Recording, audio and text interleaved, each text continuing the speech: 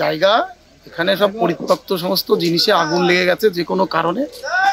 তো ওনাদের থেকে খবর করাতে আমরা খুব তাড়াতাড়ি এসে এটাকে আগুনটাকে অ্যারেস্ট করলাম। বিশেষ করে এই যে একটা ট্রান্সফরমার আছে, এটাতে যদি আগুন লেগে যায় ক্ষতি হবে এলাকার, ওই জন্য আরো তাড়াতাড়ি ব্যবস্থা। সেরকম কোনো ক্ষয়ক্ষতি হয়েছে না, সেরকম কোনো ক্ষয়ক্ষতি না। ওই আগুনটা কিভাবে লাগতে পারে বলে মনে করছি? এগুলো শুনুন, এগুলো এই ওয়েস্টেজগুলো ফেলায়, এবার কেউ বিড়ির ফেললো, ডিসলাই ফেললো, সেখান থেকে আগুন ছড়িয়ে যায়।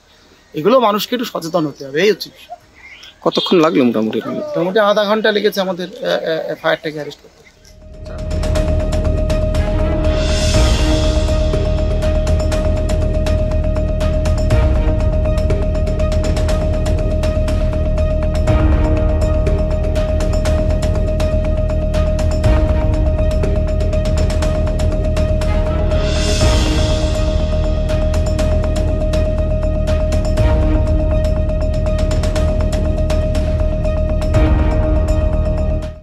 আমাদের ভিডিও ভালো লাগলে লাইক এবং শেয়ার করুন।